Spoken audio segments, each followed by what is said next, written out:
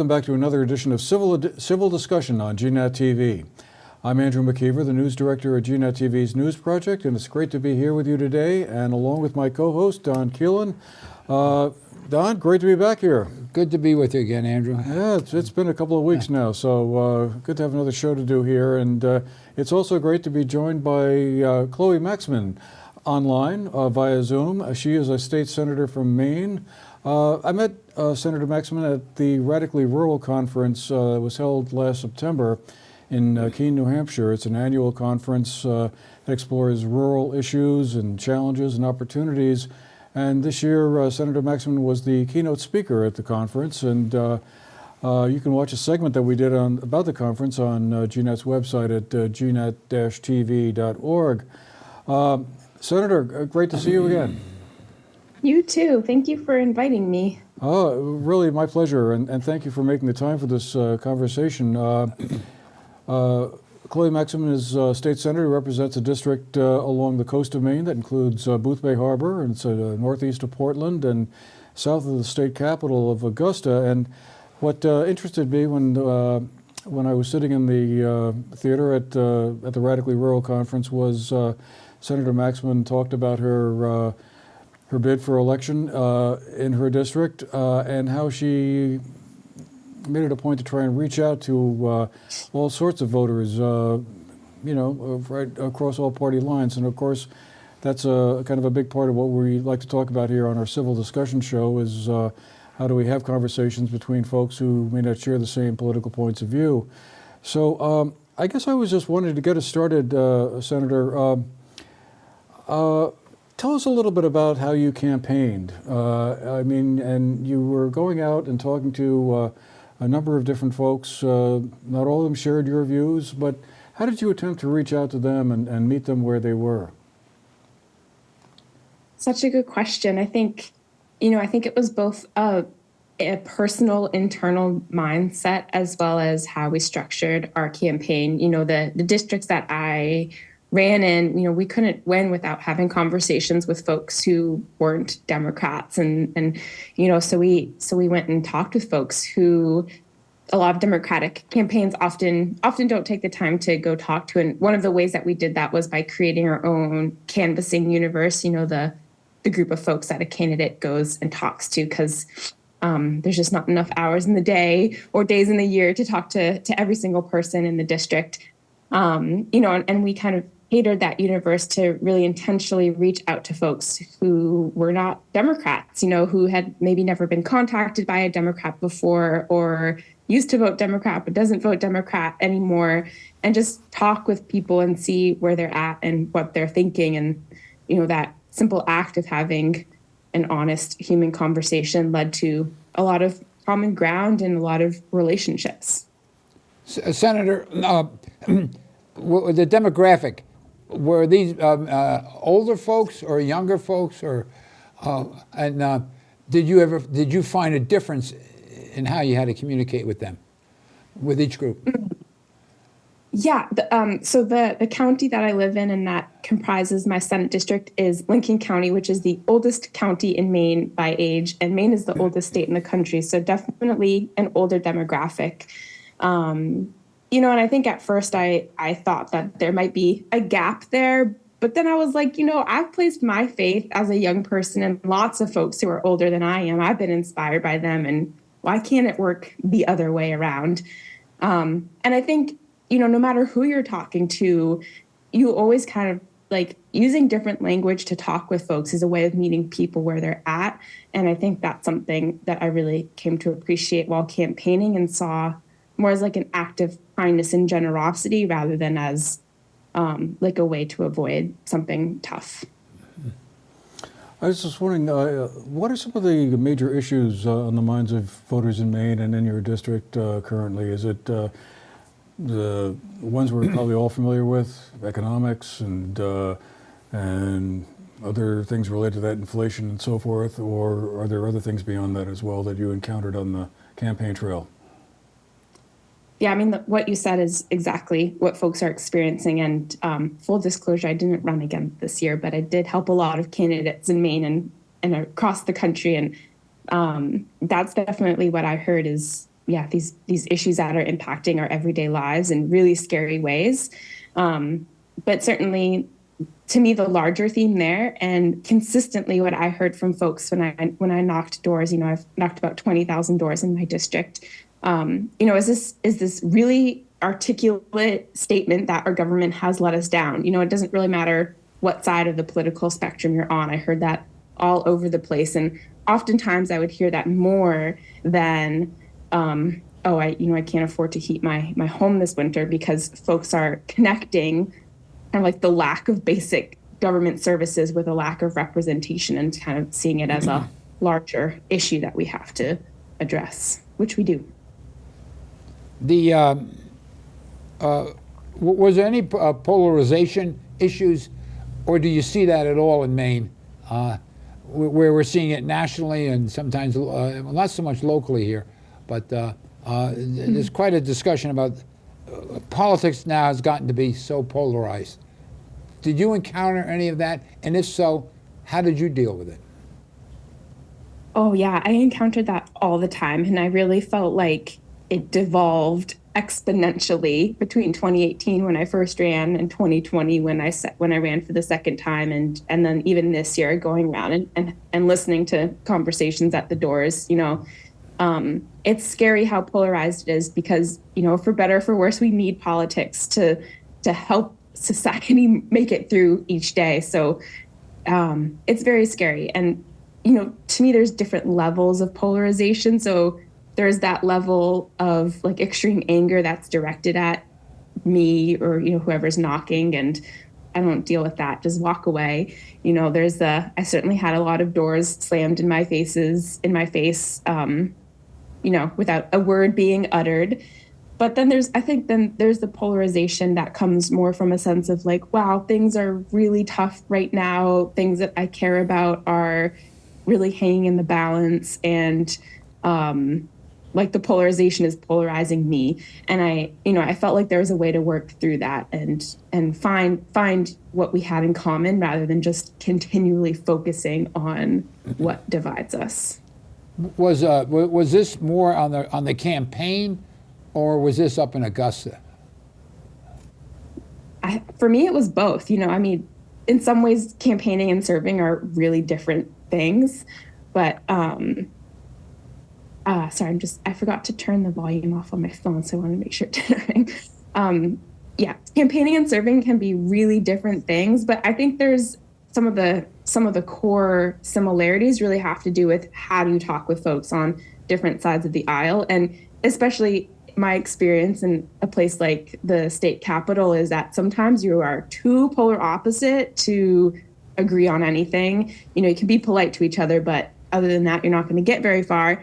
But then there's lots of folks in the middle who are like, I really want to be a bipartisan legislator, and can we work together? Why did you vote this way? Can we talk about it? I was wondering, since we started the show a little over a year ago, I've been spending a lot of time thinking about how did we get here to this sort of polarized place, and going back and thinking, well, we go back to the 2008, 2009 recession. That seems to be one point. The 1990s seem to have been another point where political parties, at least in Washington, D.C., began to seem to diverge a little bit. You can go back to the 1960s and of course, all the divisions that were in play in the country at that point. I've also seen historians, read historians who say, well, you can go back to the Declaration of Independence and the writing of the Constitution and see divisions there.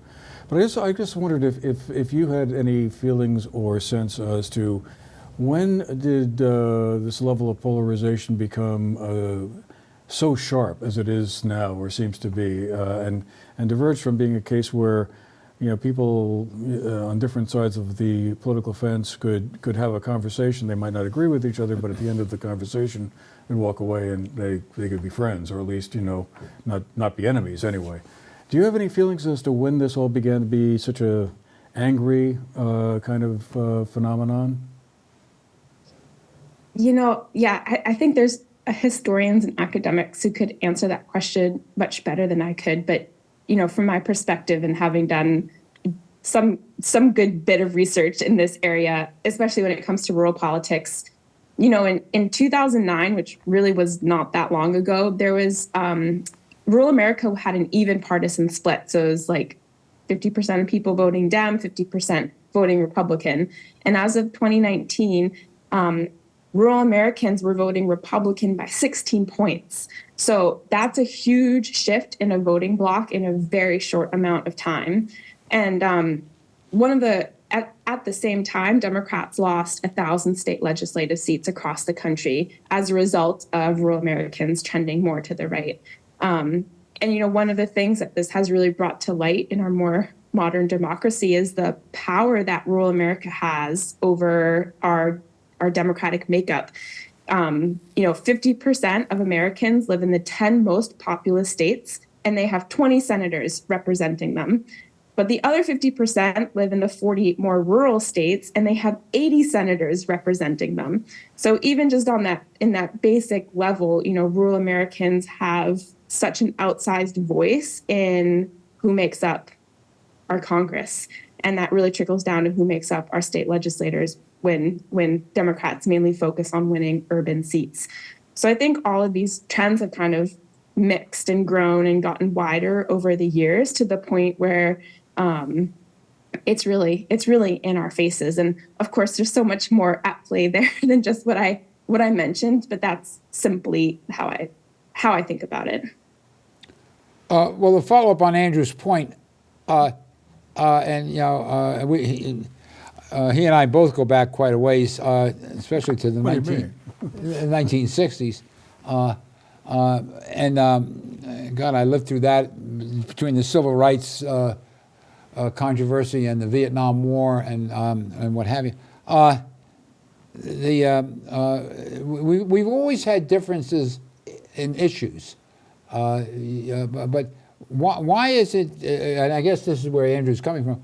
Why is it that we're having a difficult time coming together, either through consensus or through compromise, from your perspective? I really don't know. I mean, honestly, like growing up in my community, growing up as a Republican conservative community, but that's not how I identified it. I identified it as like this really kind, loving place where we connected on values and being a good person, not, what party are you from? And just the culture has shifted so much that I feel like even that special quality of my 1,600 person hometown has changed so drastically. And it makes me so sad because I feel like I fought so hard to hold on to it. And I don't have a good sense other than people have just become so disenfranchised, so disillusioned and disempowered that it's turned into this bitter acrimony that's tearing us apart. I mean, hearing from folks in my community have worked their whole lives to be able to retire and they can't, because Social Security has been cut, or they were a public teacher and then went into the private sector. And so they're impacted by the windfall elimination provision, which means that they don't get their full retirement benefits. I mean, all of these ways that people have just been cut off from the government and what they've earned, while, elites and corporations and the very, very wealthy continue to thrive. I mean, it's a narrative and a reality that is like really awful, really, really awful. And I can see why it makes people angry. I haven't been able to really absorb why all of that anger has turned into such hate between individuals. To me, that's really sad and scary.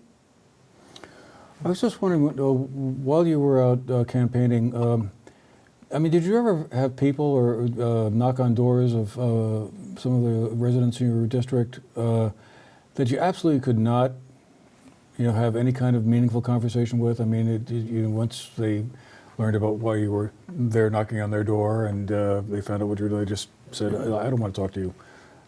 Were there some or a fair number of people that you just felt you couldn't even get to first base with? Definitely. Yeah. Yes. And it happens, and I think it happens more these days when you're trying to talk with folks who aren't from your same party. Yeah, it would happen all the time. I mean, they're from people who would just see me and recognize me, and then they would shut the door in my face because they didn't want to talk to me. To people who just like stand on their porch yelling at me. I mean, it's just crazy what people do. But it's part. I mean, just part of campaigning in general that kind of stuff happens. Well, I guess you can't be thin-skinned if you're going to be run for state senator in Maine. But I should let our audience know that Chloe is a graduate of Harvard.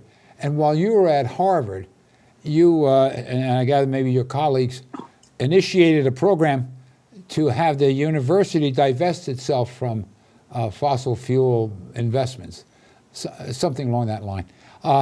When you were doing that work, was there any confrontation that you had to deal with that would be similar to what you experienced on the campaign? Ooh, interesting question. No one's ever asked me that question before. I think that the types of confrontation were really different. And organizing with the Divest Harvard campaign really taught me, like, how do you build movements? How do you create change that's based on relationships and common values and shared vision? And all of the skills of organizing, and that's really what, to me, were the common threads between Divest Harvard and campaigning, is building that kind of humanity, into this work. The conversations that we had at Harvard were more like confronting a person in power or confronting an institution, and the confrontations that I had on the campaign trail felt way more interpersonal and one-on-one, and not quite as emblematic of larger structures. So it's really easy to argue with the president of Harvard University because they're doing something immoral, and it's a lot harder to argue with someone when you're, on their front porch as they're making dinner for their kids. It's just a really different context. Yeah, I can see the this part of it's the geography. Yeah, you're right. Go ahead. I'm just waiting to follow up on Don's question. Climate change is such a major issue right now. Do you see that as being one of those issues that is just so divisive that it's going to be really hard to kind of achieve some consensus around? I mean, we've got a situation now where oil prices are not quite as high as they were over the summer, but they're still higher than most people would like to see. And I guess I just wondered, is that the kind of an issue that's going to be really difficult to kind of find a way through, that we can sort of come to some kind of consensus and work through the polarization that we're seeing across the country in general?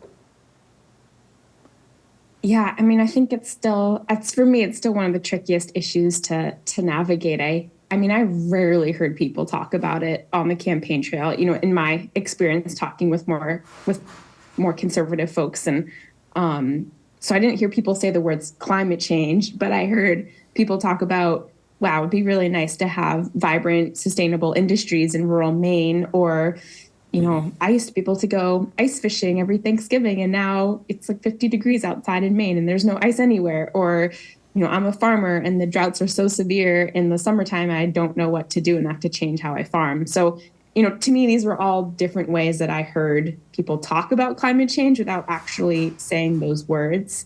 And I think I certainly see what's happening to our energy sources and the price of fossil fuels today as connected to the climate crisis. And I wish that there was one of the things that I tried to work on in the State House that was more difficult than I thought it would be, is how do we create frameworks that really support the folks most impacted by the transition to a different energy economy. And that looks really different for rural areas. We can't, like, public transportation isn't a thing. We can't have a fleet of electric buses where I live. That's not what's going to do it. Like, we all have to drive everywhere. So what does that look like for a rural community? And I feel like people where I live feel left out of that conversation. And, hopefully I can change that one day. Well, that's going to. I've often felt that in the 2020 decade, our civil rights issue will be the climate issue, where we're pitting, just like we had back in the 60s. Really, we were pitting one state against another state. Alabama did not want to go along with what the folks in Connecticut were telling them what to do, and you saw that. They did not want to desegregate. They did not want to have integration and so forth. And climate, many of the states depend on fossil fuel type resources, and therefore, obviously there's going to be differences, and sometimes it's going to get it could get pretty ugly. But I think it's going to take leadership. Do you see that leadership coming from your generation? Because we got through the civil rights issue, but it took leadership to get it through. I find that hope and leadership in folks of all ages and from all backgrounds. I think my generation, even folks younger than I am, feel the urgency and experience it in a slightly different way. But I don't think that, when I think of who inspires me doing this work, it's all sorts of people. I definitely take so much hope in seeing how many young people are running for office, and the efforts to make serving more accessible to folks of all backgrounds instead of just folks who are independently wealthy and can swing it.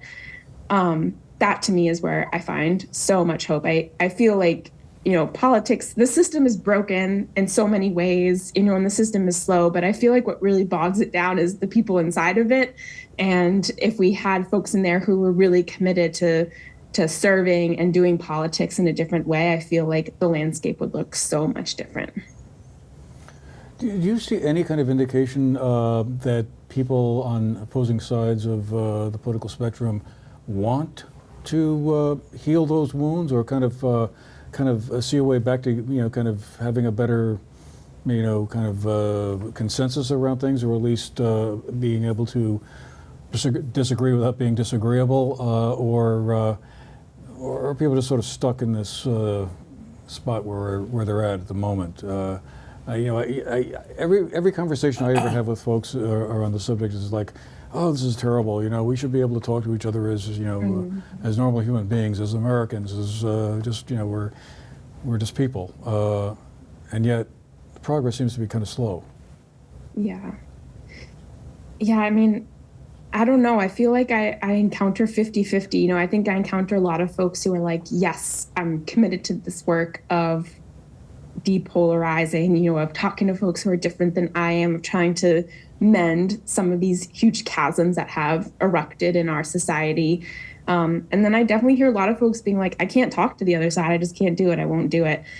And I think my heart lies. I'm a people pleaser. I really believe in kindness. I want everyone to get along, and I really believe in talking with folks who are different than I am. So I think that makes me a better human and creates more empathy just for me in terms of what folks are experiencing. But I think there's also people who have had experiences where it just makes it really hard to have those conversations. And that's okay too. I think it's just, to me, it's more about creating a culture, especially in politics, that can create an environment where we can pass kind of policy that benefits everyone, that doesn't pit people against each other, but that's really, fighting for climate solutions, or fighting for affordable health care, fighting for a good public education, these things that almost everybody agrees on, but still seem pretty impossible to achieve. You worked hard to get to be where you are today as a representative and a state senator, and now you're going off to law school. And I gather shortly. Are you turned off on politics? Has what you've been describing to us, has that turned you off on politics? It hasn't turned me off. I just started a new nonprofit with my campaign manager called Dirt Road Organizing that's really devoted to rural organizing and supporting folks doing rural political work. And I think my biggest lesson after serving for 4 years has been the needed power of people on the ground organizing and having their voices heard in politics. I don't think we get the kind of policy we need without that kind of grassroots pressure. That was my experience as a citizen, and it was my experience as a legislator. And so that's where I want to turn my focus and my energy. And, and having served, I see the importance of having a really good understanding of how policy is written, how that one word change can affect whether a law will actually be effective or not. And those are tools that I am really excited about. And, with the long-term goal of passing really good policy that is inclusive and robust. Well, good luck to you. Thank you. Don't get hung up on contract law. And, Yeah, I won't, don't worry. Well, all right. I guess we'll leave it there for today. But again, Chloe, thank you for making the time to be with us and to share some of your thinking and experiences in the political arena and out in the campaign trail with us, and help nudge things forward a little bit towards, I don't know, some kind of more informed dialogue. I'm searching for the right words here of what I'm looking for, but some way at least back from, name calling and finger pointing and all of that we've seen we all probably think far too much of over the last, I don't know, 10 years, 20 years, 30 years, 250 years, whatever it's been. But anyway, thank you for being with us as well. We hope you've enjoyed our show, and we will be back again in the new year with some more conversations with other folks on the topic of civil discussion. But meanwhile, have a great holiday, and Don, we'll have to come up with some clever ideas for our shows next year. we will do that. I think there's already a few in the pipeline. We're done? All right. Thanks again, everyone.